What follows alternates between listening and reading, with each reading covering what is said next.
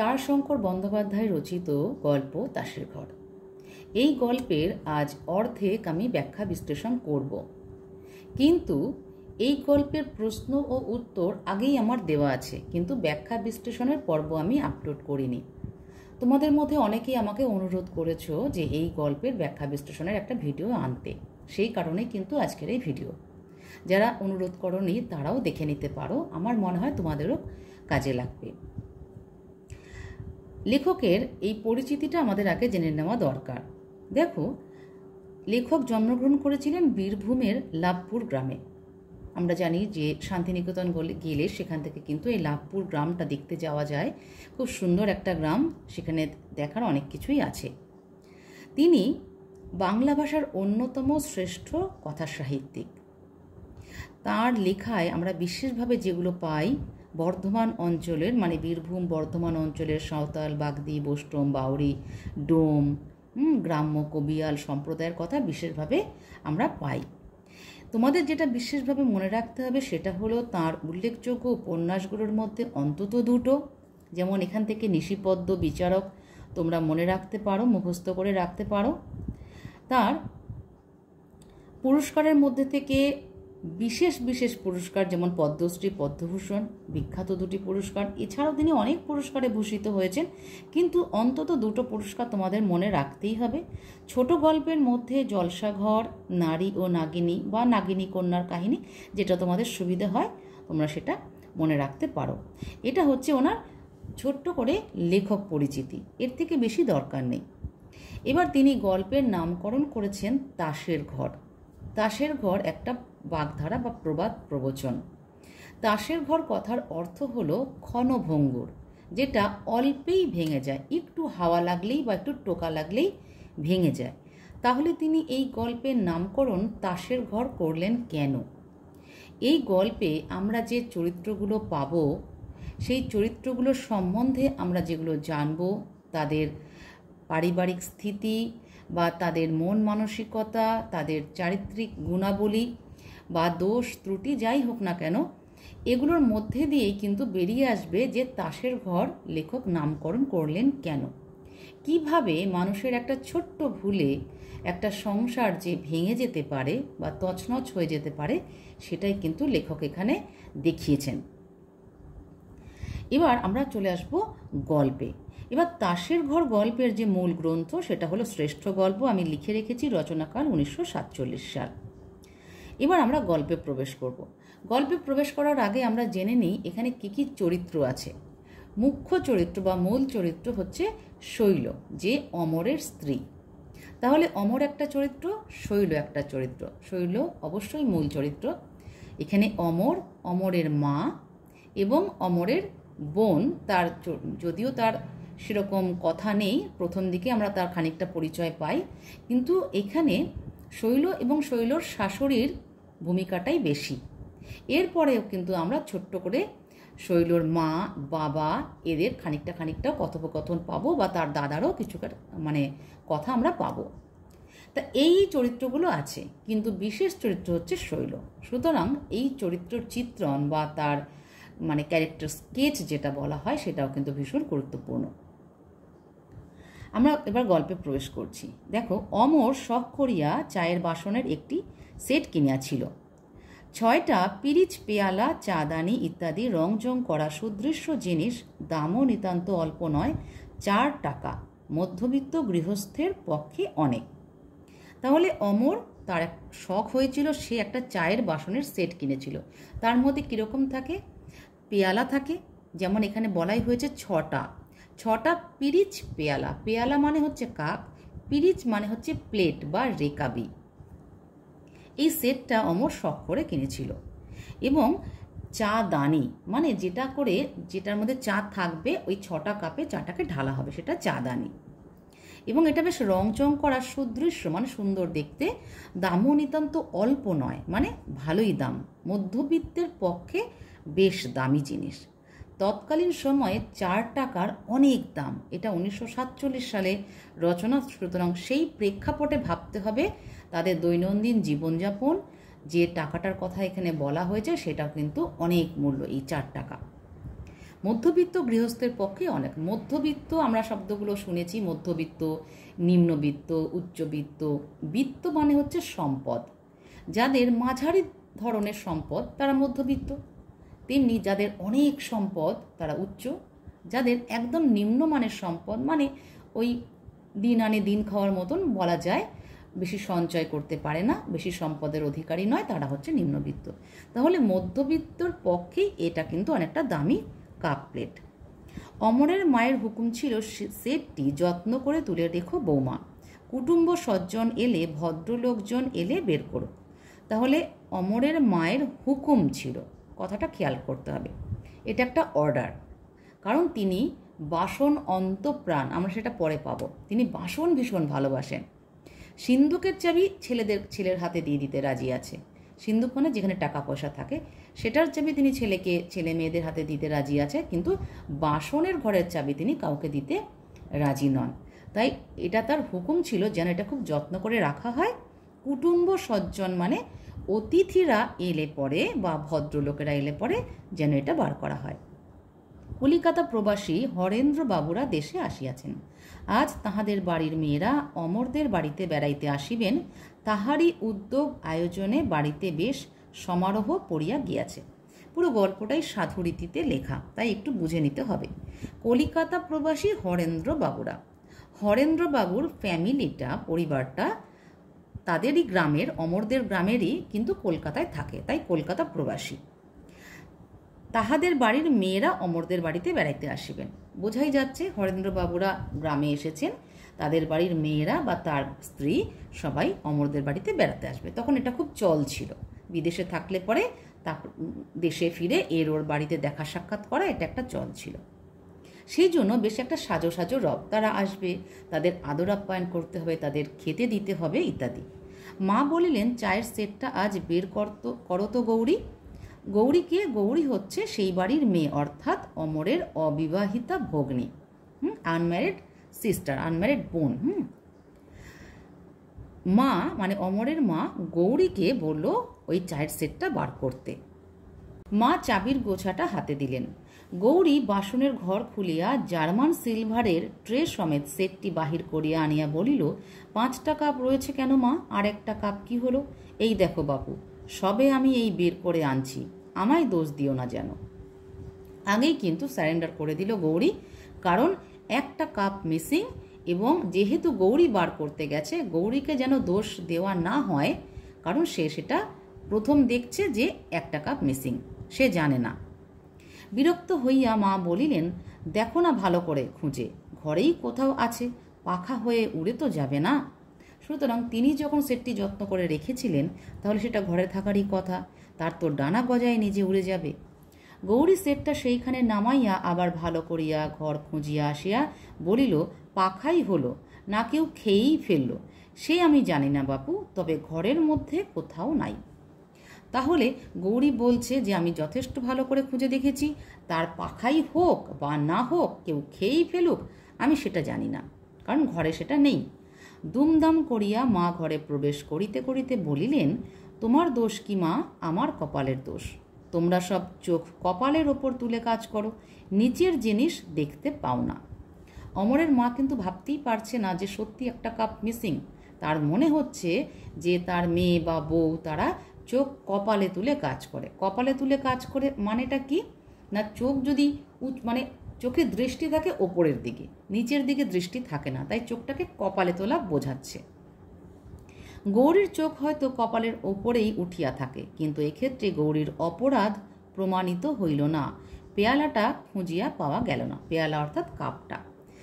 ধরেই নেওয়া যাক যে গৌরীর চোখ কপালের ওপরেই উঠে থাকে, অর্থাৎ গৌরী ওপরের দিকে তাকিয়েই কাজকর্ম করে বা চলাফেরা করে, কিন্তু গৌরীর অপরাধ প্রমাণিত হলো না যে কাপটা সে ভেঙে ফেলেছে বা কিছু করেছে, কিন্তু কাপটা পাওয়া গেল না সত্যি।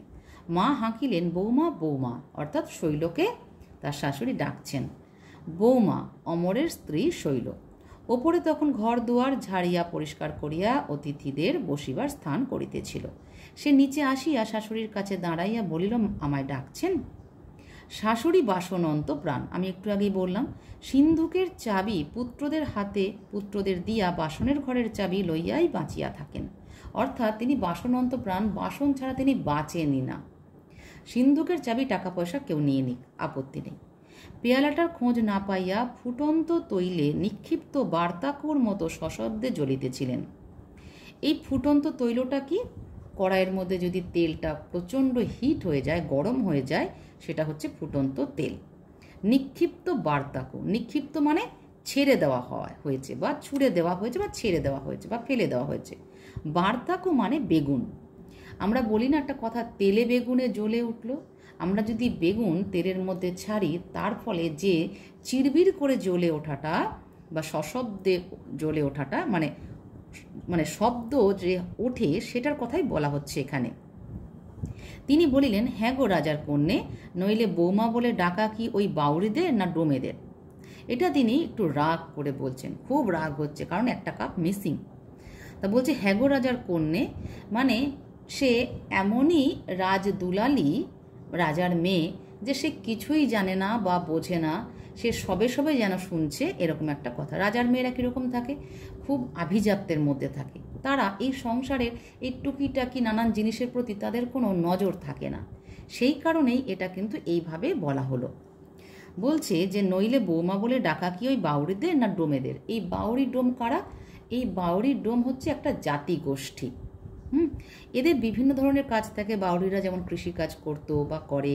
ডোম কাদের বলা হয়? যারা মৃতদেহ সৎকার করে বা মৃতদেহের ময়না তদন্তের সময় কাছে থাকে ইত্যাদি। শৈল নীরবেই দাঁড়াইয়া রহিল। উত্তর করা তার অভ্যাস নয়। উত্তর করা তার অভ্যাস নয় মানে সে মুখে মুখে তর্ক করে না। শাশুড়ি বলিলেন, একটা পেয়ালা পাওয়া যাচ্ছে না কেন? কি হলো? একটু নীরব থাকিয়া বধূ বলিল, ওটা আমি ভেঙে ফেলেছি মা। শাশুড়ি কিছুক্ষণ বধূর মুখের দিকে চাহিয়া থাকিয়া বলিলেন, বেশ করেছ মা, কি আর বলবো বলো।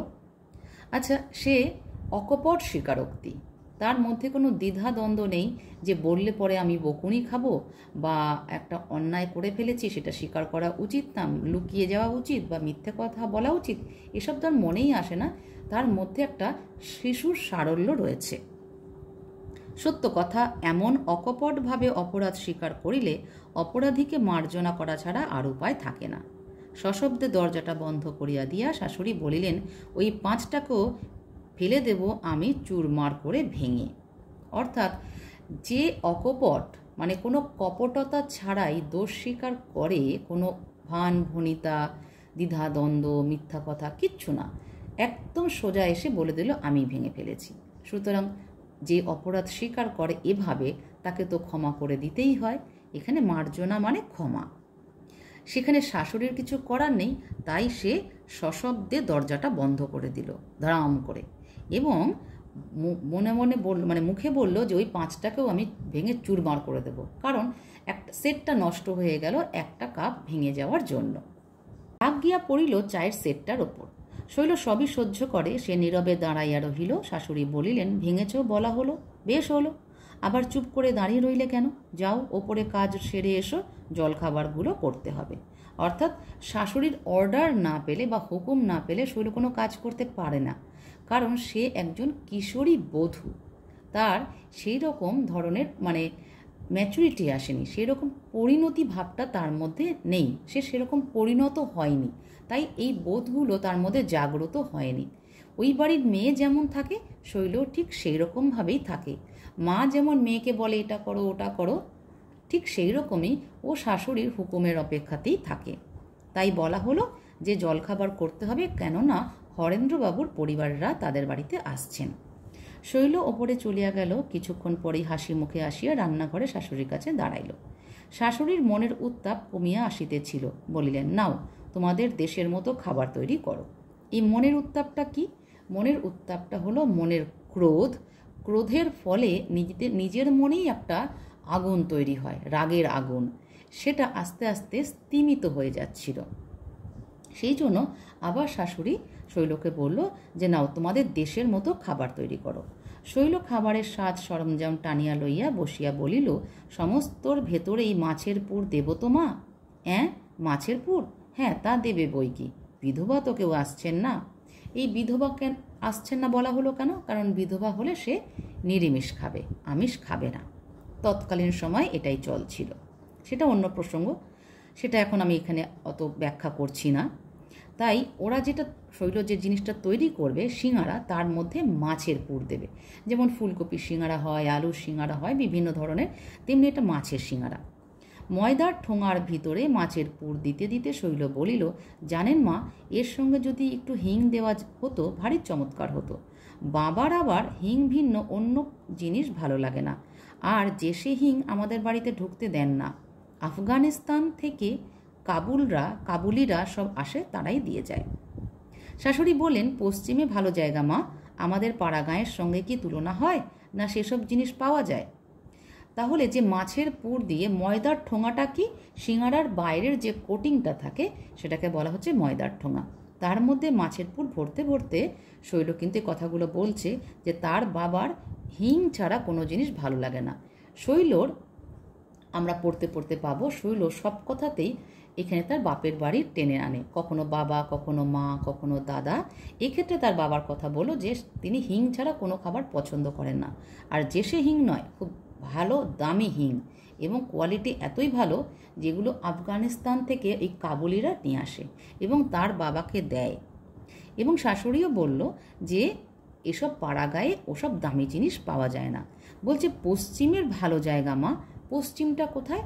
না শৈলরা থাকে এলাহাবাদ। এলাহাবাদটা কি? যার বর্তমান নাম প্রয়াগরাজ, এবং এই এলাহাবাদ হচ্ছে উত্তরপ্রদেশের একটি বিখ্যাত শহর। আর সেটা যেহেতু পশ্চিমবঙ্গের পশ্চিমে অবস্থিত, তাই এখানে বলা হচ্ছে পশ্চিম ভালো জায়গা মা। এটা কিন্তু বুঝতে হবে। শৈল বলিল, পশ্চিমেও সে হিং পাওয়া যায় না মা। কাবুলিরা সেসব নিজেদের জন্যে আনে, শুধু বাবাকে খুব খাতির করে কি না, টাকা করে অনেক সময় নেয়, তাই সে জিনিস দেয়। শুধু কি হিং, যখন আসবে তখন প্রত্যেকে আঙুর, বেদানা, নাশপাতি, বাদাম, হিং এসব ছোট ছোট ঝুড়ি দিয়ে যায়। 5 জনের মিলে সে হয় কত, কাঁচা জিনিস অনেক পচেই যায়। এখানে কিন্তু তার বাপের বাড়িকে অনেক উঁচুতে তুলছে শৈল। কিভাবে তুলছে? না তার বাবা অনেক সময় এই কাবুলিদের টাকা ধার দেন, এবং কাবুলিরা কি করে, তার বাবাকে খুব খাতির করে এই টাকা পয়সার ব্যাপারটার জন্য, এবং তারা অনেক কিছু দেয়, অনেক ফল নিয়ে আসে যেগুলো ওখানে উৎপন্ন হয়, এবং এত বেশি হয় যে কাঁচা জিনিস অনেক পচেই যায়।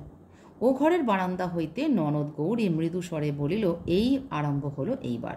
অর্থাৎ এটা গৌরী বুঝতেই পারলো যে এইবার বাপের বাড়ির গুণকীর্তন শুরু করলো। এটা মৃদু স্বরে বললো, মানে হালকা, যাতে শৈলর কানে না যায়। অর্থাৎ বাপের বাড়ির গল্প আরম্ভ হইল।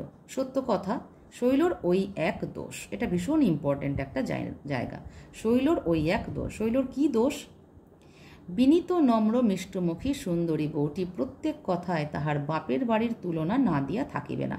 এই জায়গাটা ভীষণ গুরুত্বপূর্ণ। এটা থেকে প্রশ্ন আসে যে শৈলর কি দোষ, শৈল কে, ইত্যাদি ইত্যাদি।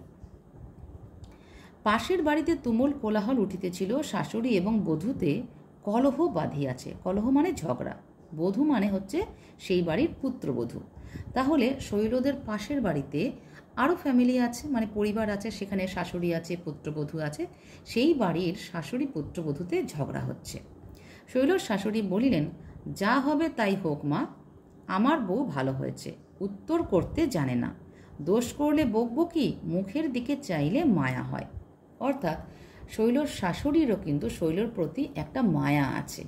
সে হতে পারে পুত্রবধূ, হয়তো কখনো বকে ফেলে, কিন্তু তাকে খুব স্নেহ করে, ভালোবাসে, আদর করে, সম্মানও করে। তাই বলছে তার মুখের দিকে তাকালে মায়া হয়। কেন?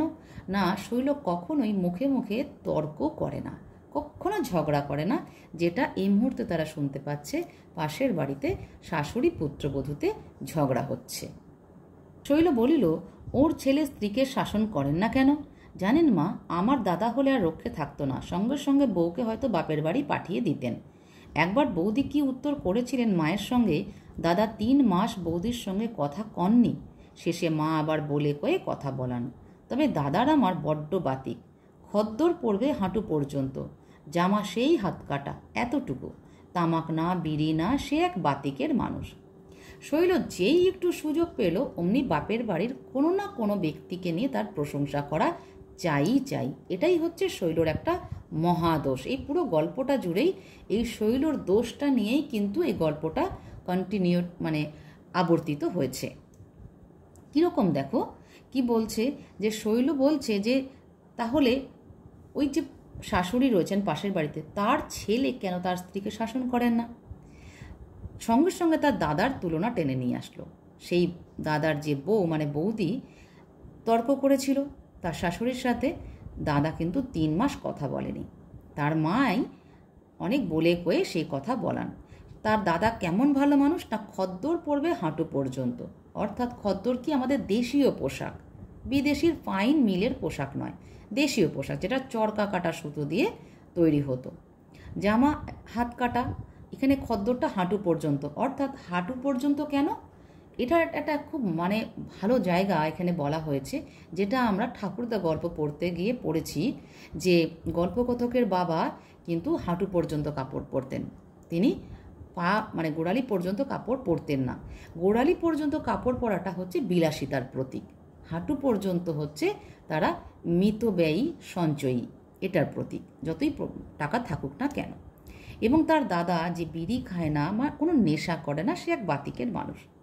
শাশুড়ি বোধহয় মনে মনে একটু বিরক্ত হইয়া উঠিলেন, বলিলেন, নাও নাও তাড়াতাড়ি হাত চালিয়ে নাও, দেখো যেন মাছের কাঁটা না থাকে। শাশুড়ি এসব কথাগুলো আর শুনতে চাইছেন না, কেননা কাজে দেরি হয়ে যাবে বেশি কথা বললে। তাই বলছেন যে মাছের কাঁটা যেন না থাকে, একটু সাবধানে মাছের পুরটা বানাও। শৈল বলিল, ছোট মাছ কাঁটা বাঁচতেই হাত চলছে না মা, তবে এই হয়ে গেল। অর্থাৎ শৈল বুঝিয়ে দিল যে মাছ সিঙ্গারার ভেতরে যে মাছের পুরটা ভরা হচ্ছে, সেটাতে যে মাছ ইউজ হয়েছে সেটা হচ্ছে ছোট মাছ, তাই তার কাঁটা বাঁচতে গিয়ে শৈলর দেরি হচ্ছে। এই প্রসঙ্গে আবার তার বাপের বাড়ির অবতারণা হলো। কি বলছে, কড়ায় 1 ঝাঁক সিঙ্গারা ছাড়িয়া দিয়া সে আবার বলিল, মা আমার কখনো ছোট মাছ বাড়িতে ঢুকতে দেন না, 2 সেরের কম মাছ হলেই সঙ্গে সঙ্গে ফেরত দেবেন, কুচো মাছের মধ্যে ময়া আর কাঠ মাছের মধ্যে মাগুর। তাহলে কি বলছে শৈল, সঙ্গে সঙ্গে তার মায়ের প্রসঙ্গ এলো, কেননা তার মা একদম ছোট মাছ পছন্দ করে না, 2 সেরের কম ওজনের মাছ হলে তিনি মানে সঙ্গে সঙ্গে ফেরত পাঠিয়ে দেবেন। আর কুচো মাছের মধ্যে কি ময়া মানে মোরলা মাছ, আর কাঠ মাছের মধ্যে মাগুর, কাঠ মানে জিওল মাছ, তার মধ্যে মাগুর, এই মাছগুলো তিনি পছন্দ করতেন শুধু। শাশুড়ি বাধা দিয়া বলি, নাও নাও তাড়াতাড়ি সেরে নিয়ে চুলটুল বেঁধে ফেলোগে। অর্থাৎ শাশুড়ি আর চাইছেই না আর কোনো ধরনের কথা, কেননা তাদের অতিথিরা চলে আসবে, শৈলকেও তাড়াতাড়ি রেডি হতে হবে। কেশ প্রসাধন অন্তে শৈল কাপড় ছাড়িতেছিল। কেশ অর্থাৎ চুল, প্রসাধন অর্থাৎ চুলের যে সজ্জা সুন্দর করে বেঁধে শৈল কাপড়টা পাল্টাচ্ছিল। ননদ গৌরী প্রশংসমান দৃষ্টিতে ভ্রাতৃজায়ার দিকে চাহিয়া বলিল, উফ, রং বটে তোমার বৌদি, তুমি যা পরবে তাতেই তোমাকে সুন্দর লাগবে। আর আমাদের দেখো না, যেন কাঠ পুড়িয়ে ড্যাশ, কাঠ পুড়িয়ে কি হয়, কালো হয়। অর্থাৎ এখানে গৌরী নিজেকে কালো বলছে, কেননা শৈলর গায়ের রং ফেটে পড়ার মতো সুন্দর বা গোলাপি। তাই গৌরী বলছে যে পোশাক পরবে শৈল তাতেই তাকে অপূর্ব লাগবে। শৈল বলিল, এ যে দেবার নয় ভাই, নইলে তোমাকে দিতাম। এই কথাটার মধ্যে দিয়ে বোঝা যাচ্ছে যে তার ননদকে সে বোনের দৃষ্টিতেই দেখে, এবং নিজের বোনকে যেমন দিয়ে দেওয়া যায় তার প্রিয় জিনিসটা, এক্ষেত্রে শৈলও দেখা যাচ্ছে তার প্রিয় জিনিস সে যত দামি হোক না কেন তার দিতে কোনো দ্বিধা নেই। সে ননদ হলেও তার কোনো দ্বিধা নেই, কারণ সে ননদকে আপন মনে করে। তাই বলছে, নইলে দিতাম। আমার আর কি রং দেখছো, বাবা মা দাদা আর আমার অন্য বোনেদের যদি দেখতে, তবে দেখতে রং কাকে বলে, ঠিক একেবারে গোলাপ ফুল। এই যেটা আমরা গল্পের শুরু থেকে শেষ পর্যন্ত দেখব, সেটা হচ্ছে শৈলর এই অতিশয়োক্তি, মানে অতি রঞ্জিত করে বলার যে প্রবণতা। শৈলর গায়ের রঙই ফেটে পড়ার মতো, এক্ষেত্রে তার বাবা দাদা মা বোনেদের সে টেনে নিয়ে আসলো, তাদের রং নাকি ওর থেকেও সুন্দর গোলাপি, ও নাকি ওর বাড়ির মধ্যে সবচেয়ে কালো। এটাই হচ্ছে অতিশয়োক্তি। শাশুড়ি আসিয়া চাপা গলায় বলিলেন, আর কত দেরি বৌমা, ওরা যে সব এসে গেছেন। শৈল তাড়াতাড়ি মাথায় কাপড়টা দিয়া বলিল, এই যে মা, হয়ে গেছে আমার। ধনী কলিকাতা প্রবাসিনীদের মহার্ঘ উজ্জ্বল সজ্জা ভূষণ রূপ সমস্তকে লজ্জা দিয়া শৈল আবির্ভূতা হইল নক্ষত্রমণ্ডলে চন্দ্রকলার মতো। এই জায়গাটা কিন্তু খুব ইম্পর্টেন্ট, প্রত্যেকটা শব্দের অর্থ তোমাদেরকে জেনে বুঝে নিতে হবে, কেননা প্রশ্ন এলে তোমাদেরকে কিন্তু গুছিয়ে উত্তর লিখতে হবে।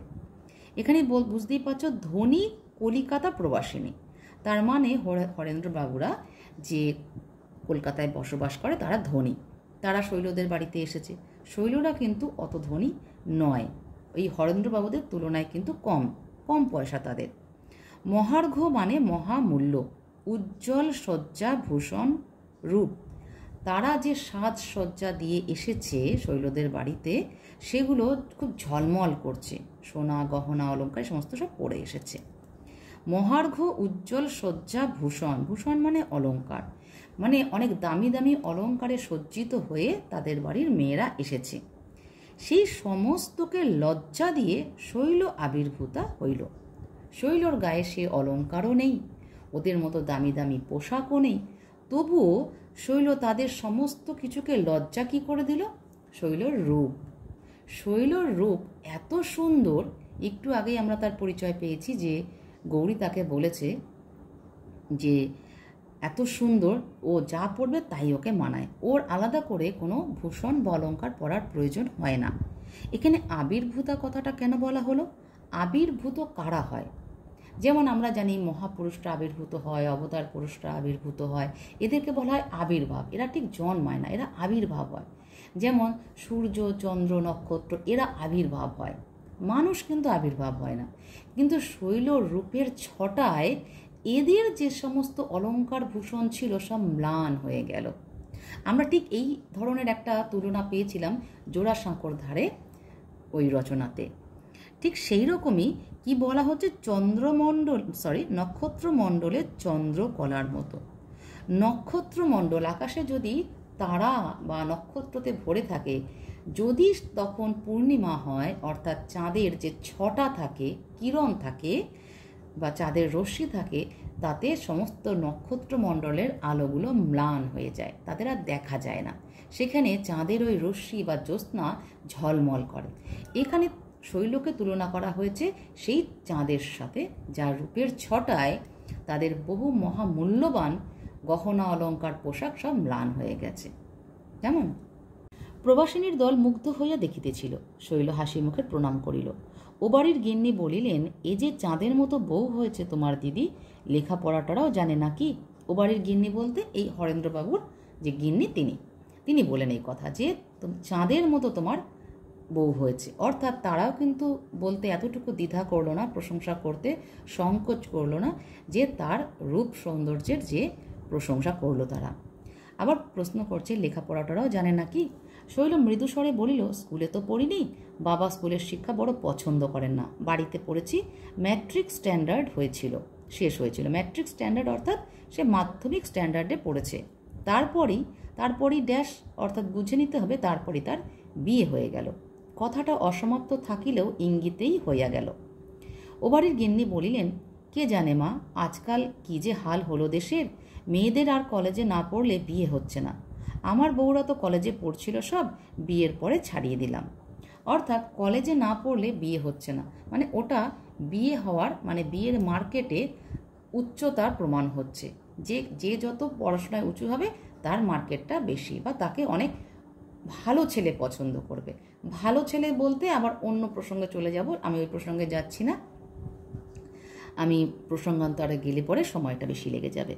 তাই বলছি যে কলেজে না পড়লে বিয়ে হচ্ছে না। কিন্তু ওই হরেন্দ্রবাবুর গিন্নির পুত্রবধূরা কলেজে পড়তো, কিন্তু বিয়ের পর ছাড়িয়ে দিল, কেননা পড়াশোনার আর প্রয়োজন নেই। তৎকালীন সময়ে মেয়েদের এত লেখাপড়ার চল ছিল না, বা তার পিতৃকুলে তারা পড়াশোনা করলেও শ্বশুরকুলে গিয়ে সেই পড়াশোনা তারা ছাড়িয়ে দিত। শৈল উত্তর দিল, কলেজের কোর্স আমিও কিছু পড়েছি, তবে আমার বোনরা সব ভালো করে পড়েছে।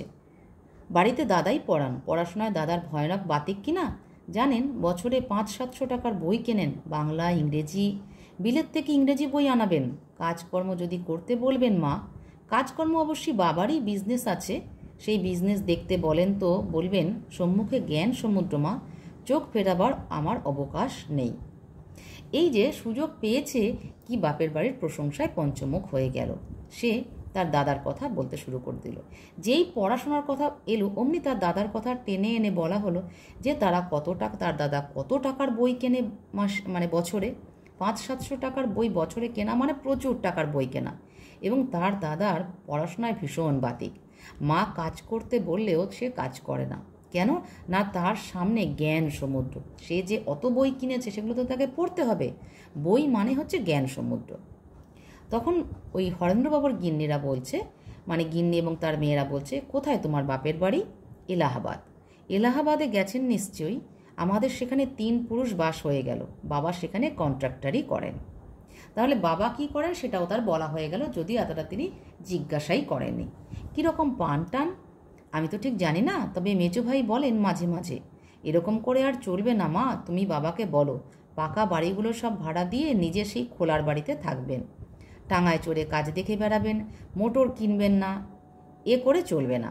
বাবা বলেন, এই আমার পৈতৃক বাড়ি, যেমন আছে তেমনই থাকবে, ভাঙবও না, অন্য কোথাও যাবও না। আর গাড়িও আমি কিনব না। ছেলেরা বিলাসী হবে, আমি রোজগার করছি, তারা যদি না পারে। জানেন, লোকে বলে মহেন্দ্রবাবু এক হিসেবে সন্ন্যাসী। এটাও কিন্তু একটা গুরুত্বপূর্ণ জায়গা। তাহলে এখানে শৈল কিন্তু তার মেজো ভাইয়ের কথা আবার টেনে নিয়ে আসলো এবং তার পয়সা কড়ি সম্বন্ধে কি বলছে দেখো। বলছে পাকা বাড়িগুলো সব ভাড়া দিয়ে, তার মানে শৈলদের অনেকগুলো পাকা বাড়ি আছে। তার এটা বলা হলো, এই কথাটার অবতারণা করলো এটা বলার জন্য যে তাদের অনেক বাড়ি, এবং তারা কোথায় বাড়ি থাকে, সে খোলার বাড়িতে থাকে, কিন্তু সেই বাড়িগুলো পাকা নয়, কাঁচা ধরনের বাড়ি, তাই বলা হচ্ছে খোলার বাড়িতে থাকে। টাঙায় চড়ে বেড়াবেন, টাঙা মানে ওই ঘোড়ার গাড়ির ভাড়া করা, ঘোড়ার গাড়ির যে টাঙা, ঘোড়ায় টানা গাড়ি, সেটাকে বলা হচ্ছে। মোটর গাড়ি কিনবেন না, মোটর গাড়ি মানে 4 চাকা, মোটর সাইকেল নয়। বাবা বলেন কি না, এটা পৈতৃক বাড়ি, যেমন আছে তেমনই থাকবে, অন্য কোথাও তিনি যাবেন না। আর গাড়িও তিনি কিনবেন না, কেন না, ছেলেরা যদি বিলাসী হয়, অর্থাৎ বিলাসিতায় যদি ডুবে যায়, এবং ছেলেরা যদি তার মতো রোজগার করতে না পারেন, তখন কি হবে? তাকে তো তাদের জন্য ভেবে কিছু টাকা পয়সা রেখে যেতে হবে।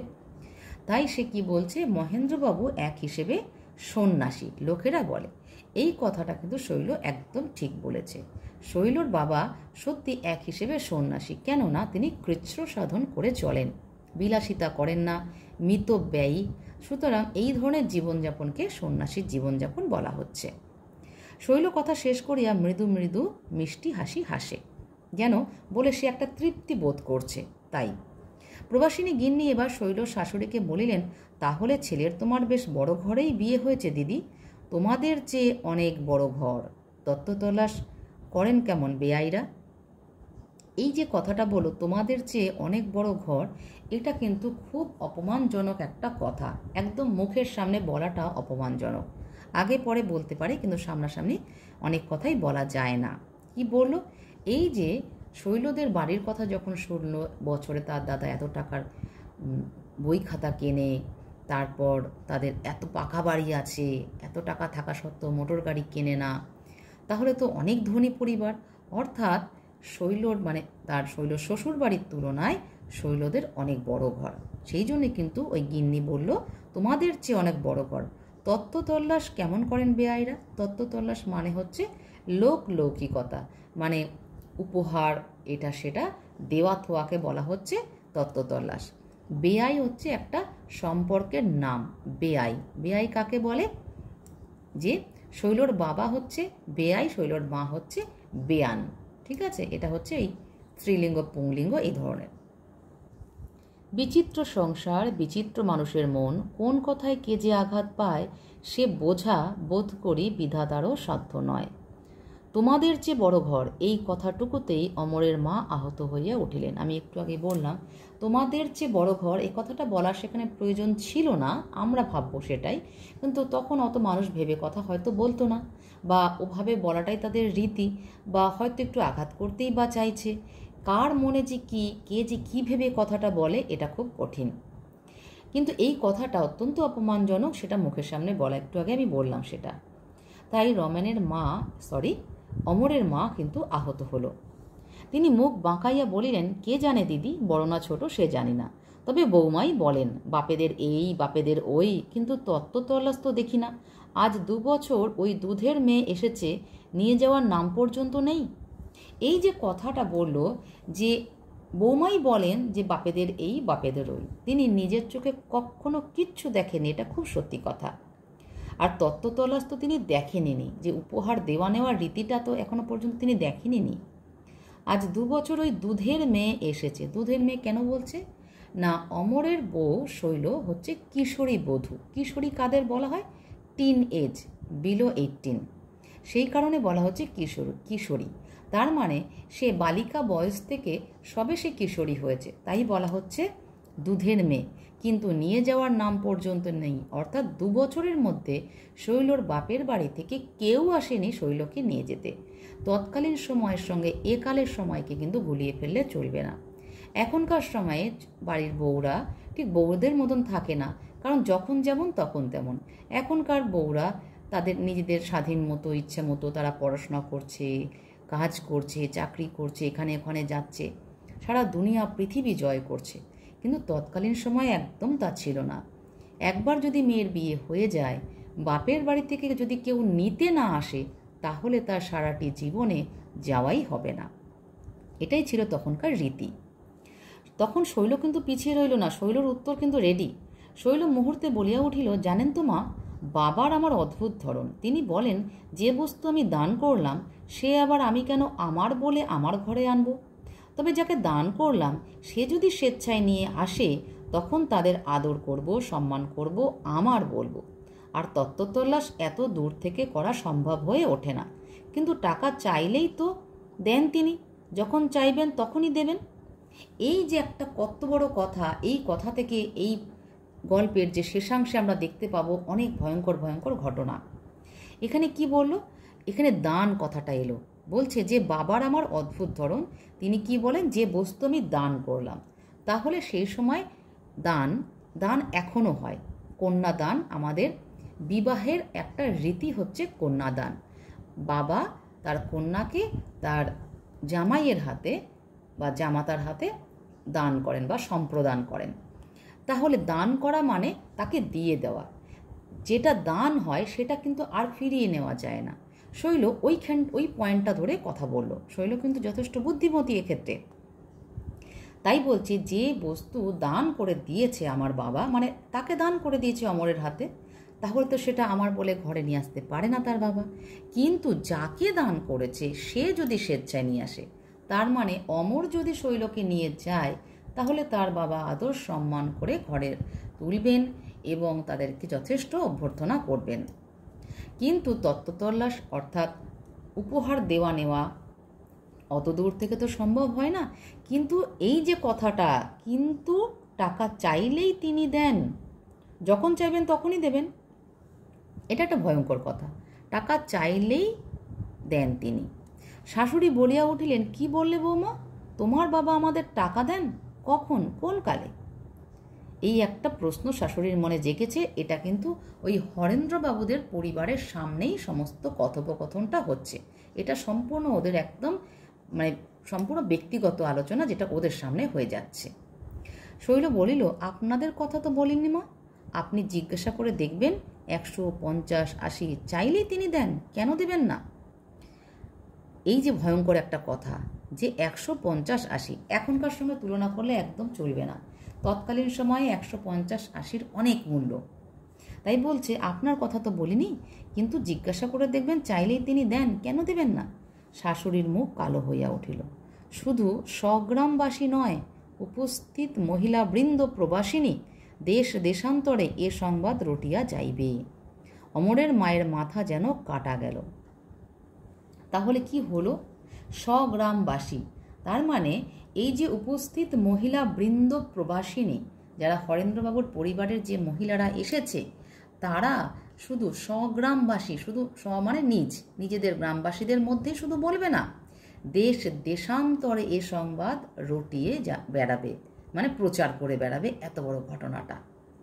অমরের মায়ের মাথা যেন কাটা গেল। এই মাথা কাটা যাওয়াটা হলো অসম্মান হওয়া, অপমানিত হওয়া। তিনি বলিলেন, ভালো, অমর আসুক, আমি জিজ্ঞাসা করব। ঘুণাক্ষরেও তো আমি জানি না।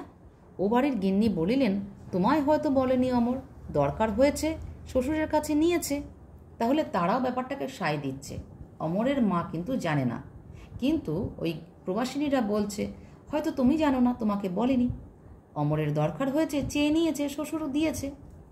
অমরের মা বলিলেন, সে নেবে কেন ভাই? সে নেওয়া যে তার অন্যায়, নিজ কাজ। ছি, শ্বশুরের কাছে হাত পাতা, ছি। অমরের মা কিন্তু বিশ্বাস করে ফেলেছে, তাই বলছে সেই বা কেন নেবে, এটা তো নেওয়া অত্যন্ত অন্যায়, কারণ এটা নীচ কাজ। শ্বশুরের কাছে হাত পাচ্ছে, তার মানেটা কি দাঁড়াচ্ছে? সে সংসার চালাতে অক্ষম। সে তার মেয়েকে বিবাহ করে নিয়ে এসেছে, কিন্তু তার মেয়েকে সে খাওয়াতে পড়াতে অক্ষম, এটা প্রমাণ হয়। তাই এটা অত্যন্ত অপমান এবং লজ্জাজনক। অমর কাজ করে কলিকাতায়, সেখানে সে অর্ডার সাপ্লাইয়ের ব্যবসা করিয়া থাকে। তাহলে এখানে অমরের পরিচয়টা কিন্তু আমরা জানতে পারছি, সুতরাং এই জায়গাটা ইম্পর্টেন্ট। অমর অর্ডার সাপ্লাইয়ের ব্যবসা করে। কি না, ওকে অর্ডার দেওয়া হয় কোনো জিনিসে, সেটা ও বিভিন্ন দোকানে হোক জায়গায় হোক ও সাপ্লাই দিয়ে থাকে। ব্যবসা হইলেও ক্ষুণ্ণ তার আয়তন, সংকীর্ণ তার পরিধি, তবুও সে স্বাধীন, তাই মাসে 2 বার করিয়া সে বাড়ি আসিয়া থাকে।